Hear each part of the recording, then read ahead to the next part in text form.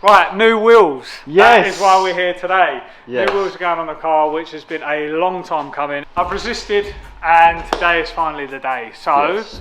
by the end of this video, you'll be able to see what this car looks like in a nearly finished state. No, nowhere near finished. All right, well, in an OEM plus state. OEM plus yeah, B1 yeah. That's kind it. of thing. Right, let's go, baby. Let's do it. What are we doing? So we're putting a lift kit on the car today. Yep.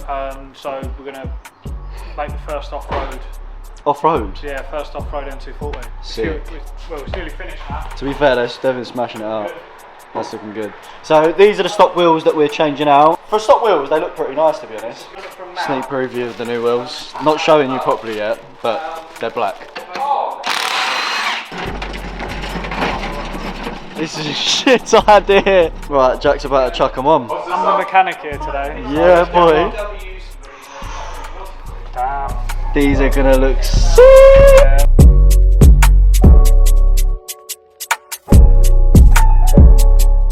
Okay, so you join us a few days later and the new shoes are on. We've actually already put this online and the response has been nuts. Everybody's loved it, and I think I can say I'm a massive fan of the way the car's sitting now as well. It's so much better on these wheels. Yeah, so much better. Where the car had so many black details on it already, the silver wheels didn't really suit. I think if you didn't have the black pack, the alloy wheels as they were might look all right, but I think now that they're all blacked out with all the other little black details, and obviously we've got the satin black decals, down the side. Satin black decals.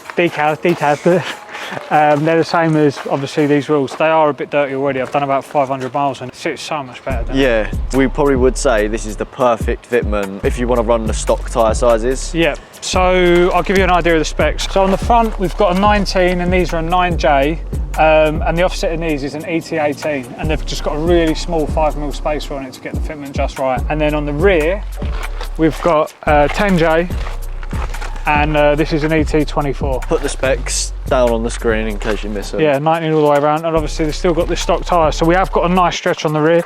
You could go up a size on the rear tyres, but we'll probably, we had fresh tyres on the car, so might as well make use of them. But yeah, I mean, that's how it sits. Obviously it is lowered on the MSS suspension.